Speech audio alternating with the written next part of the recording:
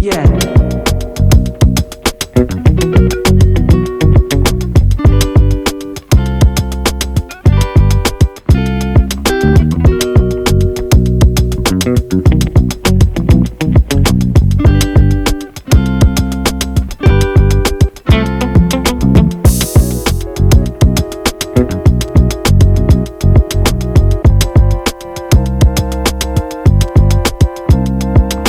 Uh,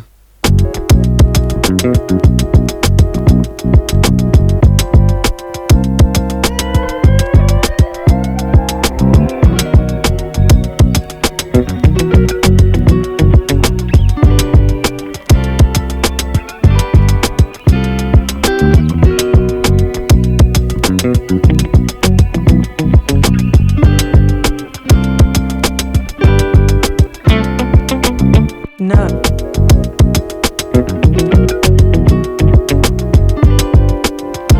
Forward to this to have Gerald Alston with us. Welcome. Thank you. Thank you. Yes, Gerald performed with the Manhattan and continues to do so. Also had an amazing solo career. The music has been the soundtrack of our lives with so many hits in the top 40 that it's just too many to count, as well as a Grammy. The work you've put into the group has just been amazing, and your run with it.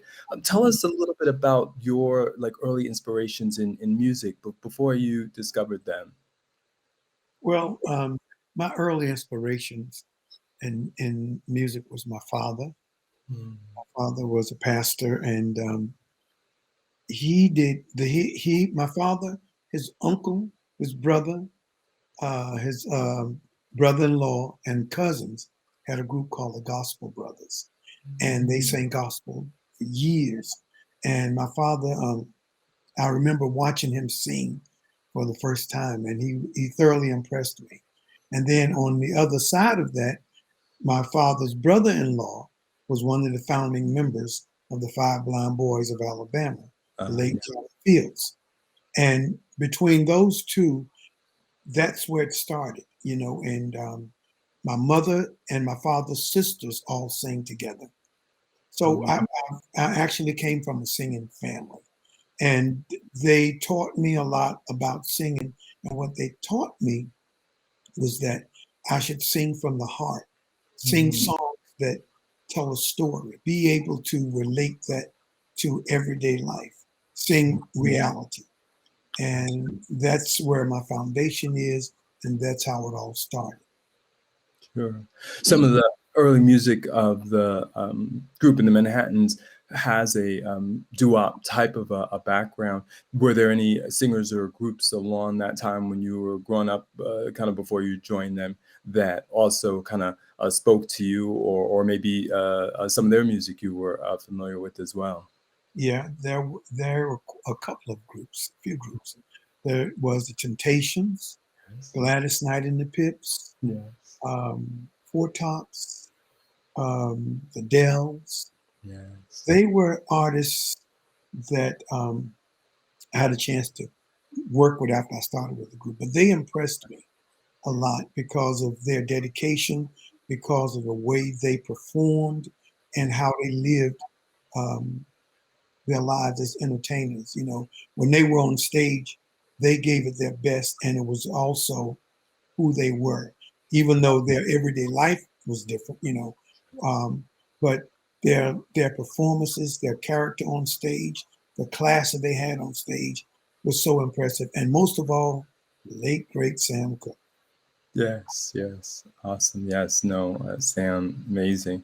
Are there some elements that you feel or sense that either spoke to your heart, your soul, your ears, that you also felt this is really a genre that I love? Like you said, you had grown up in a family that was more gospel oriented, and that really just helped you sort of come into your own type of sound?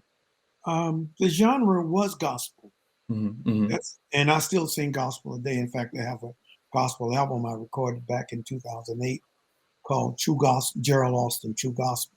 Hmm. Um, but that's where I got my foundation. Singing in the church, singing it a cappella, um, and learning the songs, not just lyrically, but knowing what that song means or what Mhm. it meant to me at that time, a meaning of it. And I was taught that from my father and my uncle. Always sing the song. When you sing a song, know that song, know Mhm. what it's speaking about. And gospel was the genre. And in turn, that changed when I started singing with the Manhattans and started singing. In fact, I did a group called Gerald Alston and the New Imperials when I was in high school. And Okay. that sent right over to that group.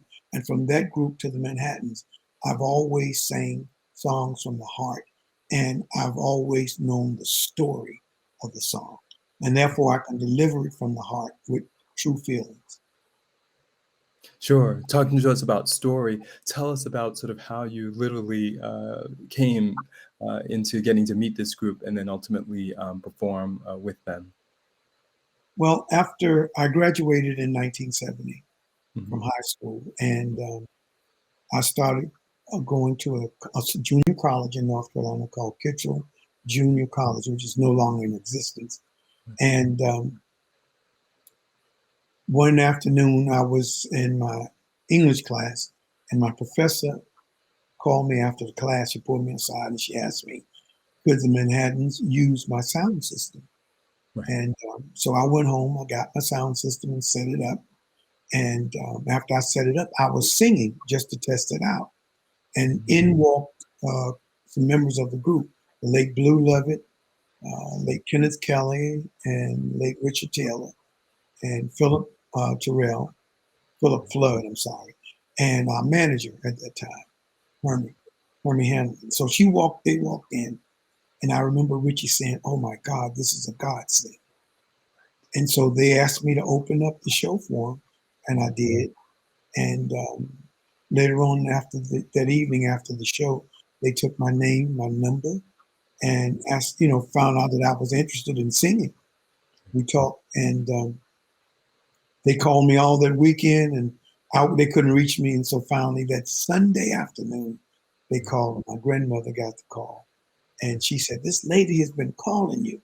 I need you to call her back and find Mhm. out what she wants, what she's calling about." And I Sure. called her, and I was underage. I was 19, Mhm. so she had called to let me know that my parents had already signed the agreement for me to join the Manhattan. Wow. And so I was torn between leaving college and doing that. So Right. that was when the beginning of the program where, like, I could study off campus for 6 months or Mm. a certain amount of months, and then I could come back for a certain time. So I tried that, but then the work for the Manhattans was so, it was so much work that I couldn't do both. So I Right. decided to leave college and stay with Manhattan, Sure. and that was 51 years ago. Yes, it's amazing. And I want to tease out one element of that because I know it was really important to you that that Smitty, literally, gave you his personal blessing, but Yeah, to be able to literally run into a group, so to speak, or in this case, be like you said, setting up a sound system and singing, and to perform that evening. To what extent were you familiar with them, their music, and just some of the songs that you perform? Because for so many people, sort of being in the wings of an idol is one thing. Going on stage that night and performing with them is a whole nother. yeah, yeah. Prior to that summer, before I came back to Kitchell, I saw the Manhattans at the Apollo Theater. Wow. And I'm saying, I never had an idea that in Sure. October that I'd be singing with them, Right. you know. And I watched them sing, and George Smith was awesome. Yeah. He was awesome. I've heard no one able or be able to mimic whatever he's done vocally. Yes. He was a great vocalist, and unfortunately, he was sick at the time. Right. But I met the men. I saw the Manhattans at the Apollo. I never met them, and I didn't. When I met them at my college was the first time. And when they asked me to join them, they were on tour with the Supremes. with Gene Terrell and the Supremes. Right. And they flew me to Dallas, Texas, Right. and I watched them perform for 10 days. And then I went back to New York with them and rehearsed. And I rehearsed about 3 weeks. And my first show was in Richmond at Okay. the mosque in Richmond. And that show was Patti LaBelle and the Bluebells, Right. Yes. Dells, Cool in the Gang, um, Brenda and the Tabulations, and the Manhattans. That was my first show, and I was scared. I was nervous, Yeah. and that was the beginning. But what really put the icing on the cake was we came back after that tour, and I performed at the Brooklyn Albee Theater, Oh, Brooklyn, New York, yes. and that was my first time performing in New York. And when I walked out on stage, in the front row sat George Smith and his Wow. girlfriend. And he was sitting there with his arms crossed. And I was like, yeah, I want to see what this guy's going to do. Right. And that's all I focused on with him Sure. that night. And I didn't try to imitate him or anything, but I went out and did it my way. And Sure. he came back after the show and gave me the biggest hug and congratulated me. And after then, I was able to move forward, because, when you replace somebody, they have fans too, and it was difficult at first, but all the fans understood that when Smitty, that he was sick, and then he passed away in December. So, but I was happy to know that I had gotten his vote of confidence. Sure. Absolutely. Yeah, I'm from Brooklyn. Tell us about an early song that you either had heard of theirs or got to perform that really, as you said, spoke to your heart and you felt like you brought your inner meaning, your understanding of the song There to were, fruition. there were two songs. Yes. The first one was Can I Kiss My Bride? And the second one was If My Lonely Heart Could Speak. And those two songs, even today, we still perform those songs in the show. And they truly touch me. They are songs that affected me when I heard them the first time. The stories of them are both songs. Ability for music to really tell a story and speak to people, and how lyrics, melodies, vocalization, how just some of these types of elements really are so important in touching the audience and touching different generations, because as you stated earlier, it's been 50 years and the music continues to survive and essentially remain timeless. Yeah. Well, from the time I first started singing, and I explained to you, I just shared with you what my father and my uncle taught me. When I Right. joined the Manhattans, they confirmed it Yes. with their songs. And the late Blue Lovett and Sonny Bivens were basically the writers of the group. And I listened to them write the songs that they brought to the group, and they all told stories. And what I realized is that when I started writing, Kenny was writing as well, and Richard. What happened was that we all would write songs from different experiences that we may have seen somebody go through, or we may have heard a phrase, or saw something in the newspaper, or basically something about falling in love, out of love, cheating, something that happens every day in our society. And that's what we began to write about. We continue to write about those things. And we put our own twist on it. But it was always something that people couldn't relate to.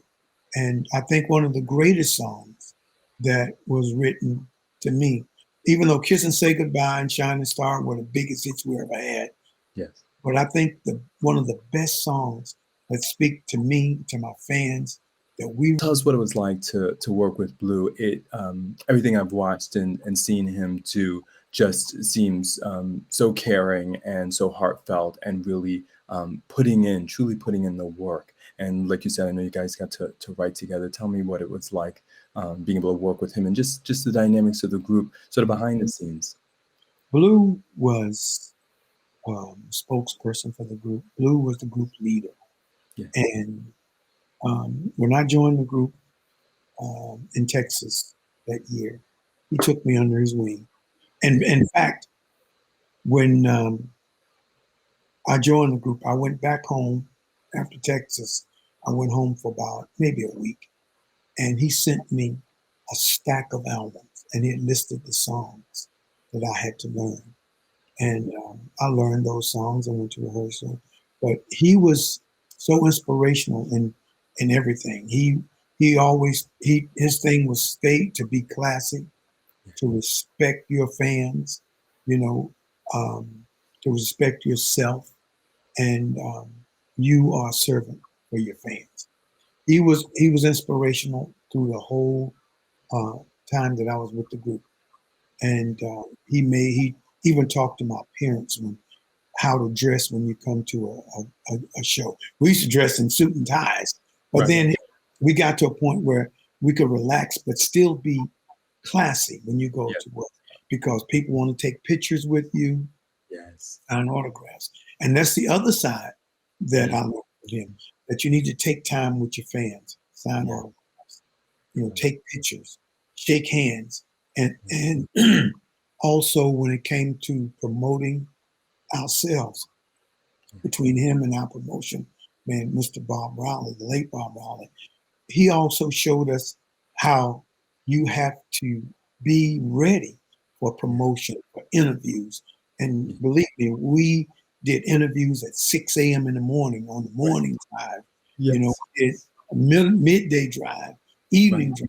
But Sure. we did it because it let our fans see who we are and that we Yeah. were dedicated to what we were doing. And that's what Blue always instilled in me. And other guys did it as well, but Blue was the main focus. Absolutely. So important still today, and it's 6 a.m. here, and you've been so gracious with your time. I know it's a little bit later there, but like you said, the flexibility is more than appreciated, and then that reaching out and that connection, I think, Oh, really helps. Like you said, touch the fans, and it's just so important in terms of people being able to show their appreciation. And then with Miss Bell, how did you all come to sort of learn about Regina and then ultimately you perform with her? I got to go back a little bit. Back in Sure. December, Regina and I Yes. did a fundraiser for Embrace the Girls, Yes. Florida, out of Miami, Florida. Mm. And so we were doing an interview. And this interview is going to tell you how Regina got there. So Yeah. we recorded a song. The Manhattans have recorded a song produced by Maury Brown called Yeah. "Don't Say No to Love." And Mm. Jay Nelson originally did the vocal, but Yes. DJ was traveling and she was on tour and Mm. she couldn't perform. So we auditioned um, 3 or 4 young ladies. Mhm. We had chosen a young lady, Right. and the late Vaughn Harper, he was on WBLS in New York. He called Blue. He said, "Hey, Blue," this deep voice, "Hey, Blue, before you close out your auditions, I Mm. got somebody I want you to hear." So he brought in Regina, Mhm. and Regina came in there and she owned that song. Yes. She tore it up, and she didn't. And it's an expression that I learned from high school. My high school music teacher told me a real singer doesn't sing pretty. Mhm. When you sing from the heart, you might make faces or she used the term, you get ugly. Right. Yes, exactly. You That's what I felt said. and did all those things. Mhm. And after she finished and she left us, and we had chosen this other young lady, Yeah. I said, Blue, we got a problem. Regina Belle is the lady. She is the one. So we all agreed to it. And we called the young lady that we had chosen. She worked in the office, and he explained to her what had happened.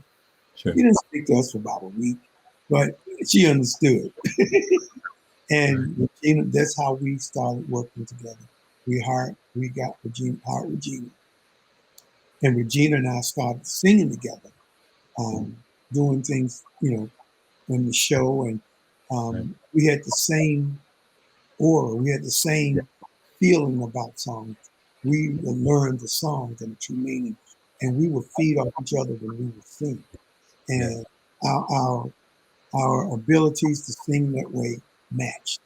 Yes. And even to this day, we sang when did the show in December. We sang a song "Where Did We Go Wrong." It was like we had not missed anything. We sang that song as though we've been singing it every day or every show. Absolutely. Well, it couldn't be a better setup. Let's take a listen. Life it is a lesson. Still I have answers to find. There's at least 1,000 questions hanging over my head.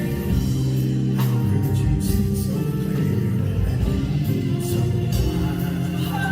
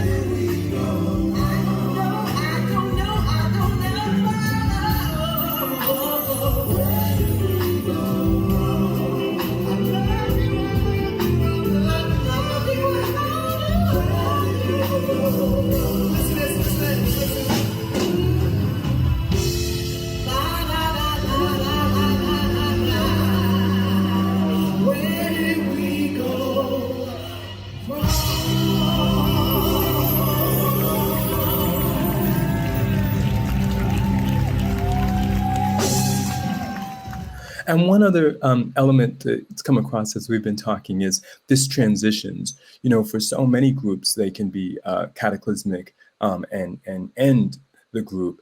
And a lot of the ones we've talked about, Smitty, Regina, and they continue, really sort of happened with it sounds like a group dynamic and cohesiveness, although I'm sure there were, you know, some disagreements about various decisions, because there's so many that come at you and so many things that have to be worked out. But talk to us about sort of, besides, I'm sure Mr. Lovett played a role in that dynamic, how you all sort of made it through those, because as I said, for so many groups, it's an argument and that's it, they're out the door. It's a bad contract, or it's a person that's leaving and several other people are leaving, or somebody's showboating.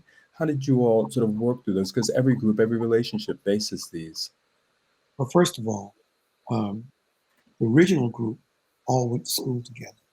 They went to different schools in Jersey City, but they were friends. And I think the first name of the group was the Dulcets. And then they were all went into service. And they made a pact that when they got out of the service, that they would come back and still sing. And then they came back, and that's when they formed the Manhattans. And through all of the, sometimes the bickering and not getting along about different situations, overall, we were brothers. They were brothers. And they had one goal, the Manhattans, and the Manhattans making it to the top. No matter how much we disagreed with how we wanted to get there, the Manhattans were, at the end of the day, the focus was what was best for the Manhattans. No matter who might have an advantage, who might have had a disadvantage, the main focus was the Manhattans. And that is how we made it. The group started in 1962, right. August 15th. This year will be 60 years. Right. And I have continued to take that same attitude with the guys that we have today. The group is the most important thing. And whatever we do, it has to go that way. And we've had, back then, we had arguments and be angry at each other. But when we walked on that stage, nobody ever knew, you know. And we would always end it. It was something, there was never arguments where we left the gig mad or went home mad and saw each other mad again the next day. No. Right. It was always an apology if somebody was wrong. There was always forgiveness. And we take the high road, which was the best road for the Manhattan. Absolutely. The show's called Music and Medicine. That's such a smooth transition for that. When you hear those words, what does that mean to you? Music as medicine, you said? I'm sorry. Music and medicine. Music and medicine. Well, I'll start this. I wanted to be a heart specialist. After I started college, I realized that my real thing was music, singing. Yeah. And there's a saying that music soothes the savage beast. Yes. And I realized that that was a part of my medicine. I wasn't able to be a doctor because I chose something different. But I realized over the years how many people that I've given comfort to, you know, and my music, through the Manhattan's music, that we've given comfort to people. And that is our form of medicine, not just with the Manhattans, but the Temptations, the Dells, the Delphonics, the Dramatics, you know, Heat Wave, all these different groups, you know, Gladys Knight and the Pips, Marvin Gaye, you know, Four Tops, you know, I can go on and on and on. But this is the medicine that we had opportunity to give to our fans. And our, you know, and that's what it's all about. It's the same thing in rock and roll music. People who like rock and roll, people who like hard rock, whatever. Believe it or not, it's the words, it's the feeling, that's the medicine. You know, I had an experience, and I really want to share this. we played South Africa for the Mm. first time in '96, and we performed, I believe it was Port Elizabeth, and there were these two gang factions Mm. that had they had been against each other. They were, gang wars, Right. and they had taken over the arts in the Mm. city. And when we performed there, we were warned that if you see anything unusual, like they're beginning to, get into it, to leave Right. the stage. And we were performing, and Blue saw it, and he stopped the show, and he Mm. started talking to me. He said, "We came here to share our music and our Mm. love with you. So we want you to enjoy this and have peace. You can do it." Right. And he went on through his conversation for about maybe 4 or 5 minutes. Right. And we went back to the show and we sang. Nothing happened. We came back a year and a half later Mm. and we went back to Port Elizabeth. Right. They had refurbished the park. They Wow. had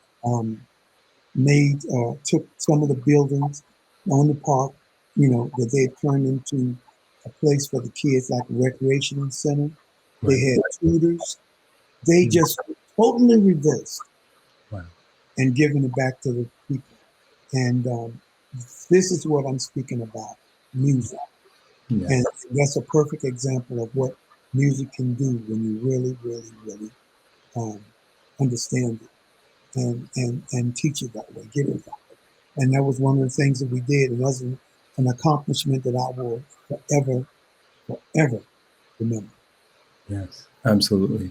Um, we'd be remiss if we didn't cover Let's Just Kiss and Say Goodbye. Talk to us just a little bit about just some of the elements, one of which I would highlight just that idea of opening a song by speaking, because that really follows with that talking that Blue was doing, not only to you and speaking into your life, but during this incident in South Africa.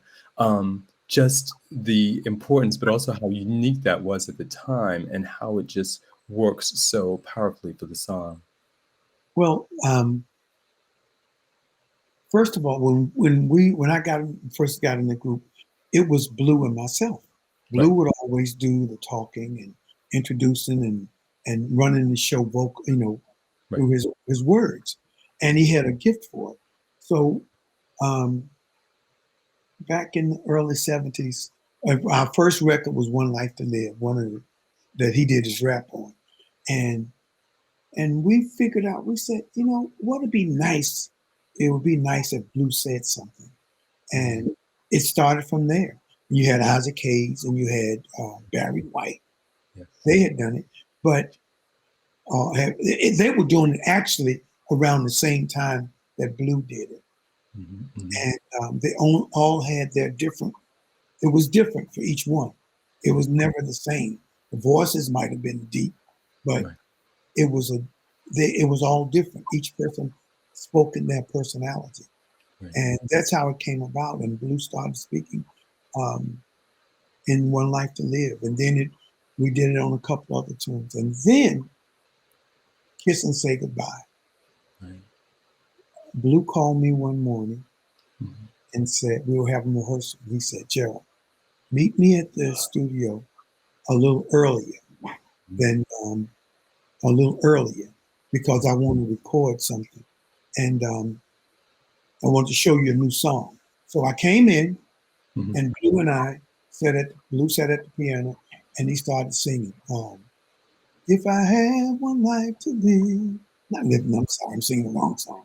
I mhm, had to meet you here today. There's just so many things to say. Please don't stop me till I'm through. This is something I hate to do. And he sang the song. And then he said, this is a great song. I dreamt about this song.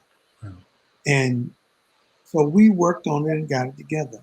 And right, when we got in the studio with Bobby Martin from Philadelphia International, Sigma Sound, we recorded that song. And when Bobby did the arrangement, right, that was the beginning of this instrumental on the beginning. right, And so it just like we just said, Blue, you got to say something. mm, And he walked right in, one take, Wow. He did it, and that was Kiss and Say Goodbye. Wow.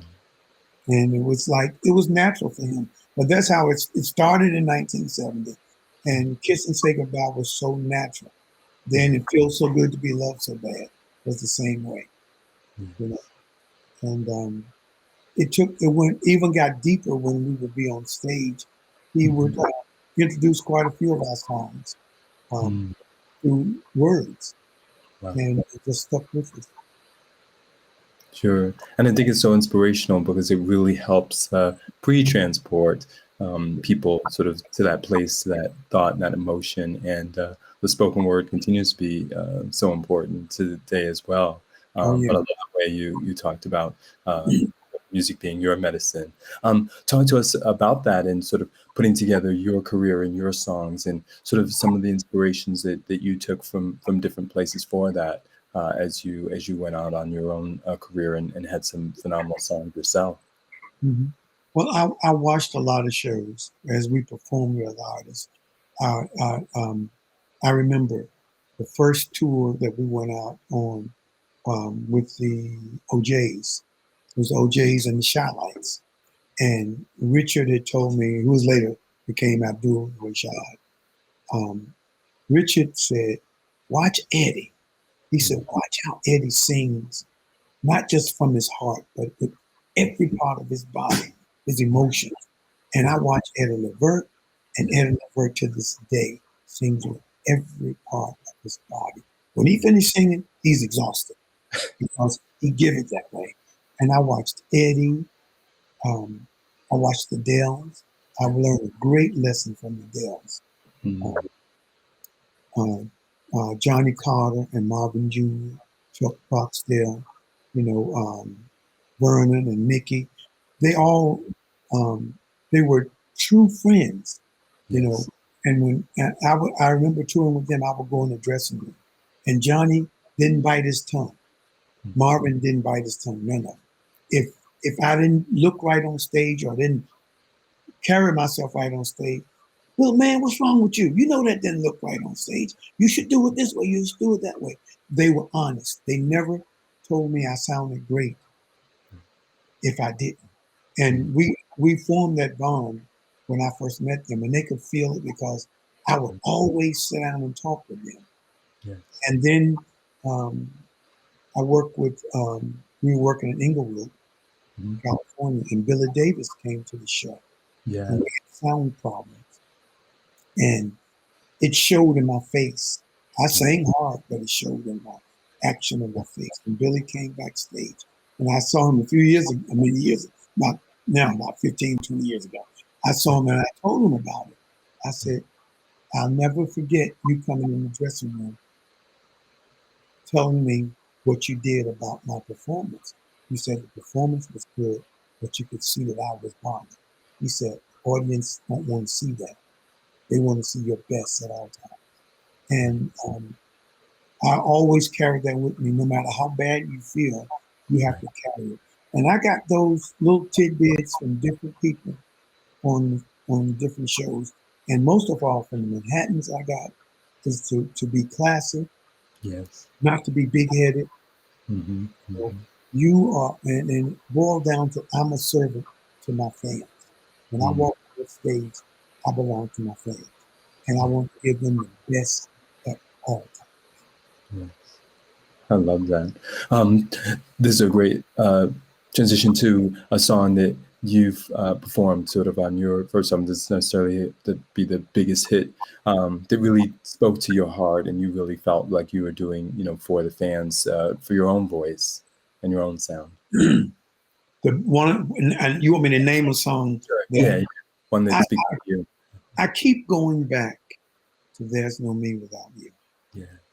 because over the years I've learned, through the years that I've been singing, that "There's No Me Without You" is a beautiful love song between a man and a woman, but it's also a beautiful love song between the Manhattans and our fans and radio, promotional staff, all the people that make us who we are today. You got radio, the DJs, You have the promotional staff at the record companies.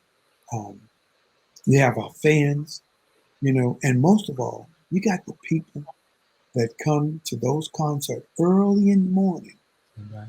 and set up the stage, hang Mhm. lights, and make sure everything is perfect for you. The stage crew, production. Wow. Those are the people that are important. And it's and there's no me without you speaks to that because Mhm. it's we say we appreciate you, we love you, and we could not exist without you. And we thank you for your support of what you've done for us.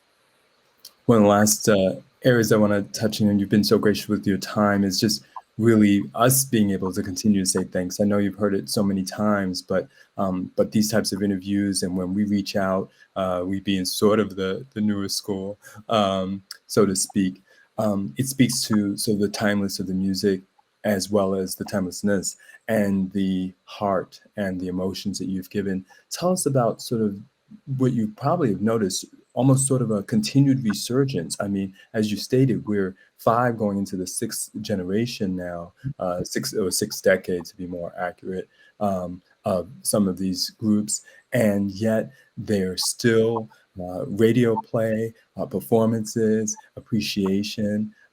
What are those types of things that you've noticed that warm your heart, even this far into your career? It warms my heart to see Gladys Knight, to see the Temptations, to see the Dramatics, to see Stylistics, all the groups of our era still performing because those songs that we sang then are still alive today. And there are young artists today Yeah. that like that music and the music has been passed down to them. And a lot of the foundation of their music is built upon what we did back then, and so it's our music is like everlasting, the stories, the songs, the class we have on stage, and most of all, everything that we did, all the groups that I named, we all sang ballads, love songs, up-tempo songs, but we never sound alike. We all sang with our own personalities. Yeah. Each group had its own personality. You could be listening to radio and you could hear a song and say, oh, that's the Dells. Right. That's the Stylistics. That's the Delphonics. That's the Intruders. Yes. That's Gladys Knight in the Pits. We all sang about the same thing, but Mm. it was different.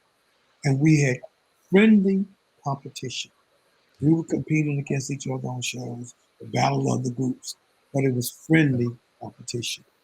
You know, I don't listen to as much of the music today as I used to, Mhm. and that's a personal reason, but I won't go there. But it's I see the change in the music today. It's Yes. coming back around to us. Yes. And when I say us, not to Mhm. it's coming back to our style of music today. Yes. You know, and I appreciate that. Sure. But Absolutely. um, Sure. No, that's go ahead. go. I'm sorry. No, you go, please. It's this is the foundation. This is the foundation. You know, it's something just crossed my mind. Mhm. I remember during the era when I first got in the group, we did a show with Jackie Wilson. Jackie Wilson didn't have a record at the time, but Jackie Wilson would not perform on the show that he didn't headline. I don't care who was on the show, who had the biggest record. If he couldn't headline it, he wasn't doing it. Mhm. Guess what? If he didn't headline it, and you had to come on behind Jackie Wilson, you couldn't do it. Jackie Wilson was Mr. Excitement, and I Right. don't care who was on the show. When Right. he came on stage, he turned it out, Right. and he was a man that when he stepped on the stage, he owned it. He, Mhm. and I respect him to this day, even though he's no longer with us. He had that ability to Yeah. carry it. Yes, yes. It's a little funny you mention him because we've reached out to Bobby and hope to catch up with him this summer. Mhm. Just amazing. You've been so gracious with your words, and like you said, there's no insult intended or I think taken, but I do think there's a reason why we're coming back around to really put the nail on it, to continue to appreciate the importance of this music. And I like that word that you used, foundation. I mean, if we look at the line that you've drawn throughout this conversation, you talked about growing up essentially in the church and listening to gospel music, putting heart and literally soul, your whole body, your whole emotion, depending on some of the artists and certainly these groups, and yourself as well, Regina. And that I think really speaks to. And then you added those other elements of working together, working it out, sticking together, the importance of the friendship, not letting ego overtake, making sure that the group ultimately was exalted and would continue to achieve no matter what. Endurance and tenacity, despite losing a member, making these transitions, and maybe sometimes having to make them quickly or under unforeseen or the best of circumstances, but nevertheless, and then even in your own career, transitioning initially into the group at a time when a member became sick but was able to give you a blessing, transitioning out of the group, again, essentially with the group's blessing, and then continuing to go on, and then ultimately coming full circle back to that, and doing it without horrific headlines or Right. something sent out on your Instagram or an inappropriate, quote, with class, style, finesse, elegance. And I think, as you said, taking the high road. I love when you brought that up because that is really something that's so important. It isn't always necessary for you to get every fight out on the stage, literally, Right. or bring it to the audience through the news or the media or things of that nature. Things aren't always going to be perfect every time, or things always sound right. But then that last little piece that you said, to really the lyrics, the words, having meaning, having substance, you searching for what that means, finding your own definition, and then trying to emote that for the audience, not just doing something really quickly or Right. sounding the same as every other artist may be. These are the things to me that speak to purity and work, and intensity, just for the love of the music, such that you communicate it well and then excellently, and then ultimately it becomes superb. And then that is what makes it timeless, because when you've given your best, like you said, there's nothing else left to say. Yeah. Before we go, I'd like to just do a brief commercial. Yes, We please. we have a new a CD. Our latest CD is titled "The Manhattans," featuring Gerald Alston. The Yeah. legacy continues, Mm. and we have 4 or 5 new songs on, and then we have um, we covered a couple of tunes by other artists, and we have some new songs. And our latest song is called "Love Ride." And prior to Love Ride, we had a #1 single in the U.S. official indie chart. What About You? And the good part about this CD is that all of my musicians had a part in it. We're family. We all had a part in it. They played on it. Troy, one of the singers, my backup singers, helped write it.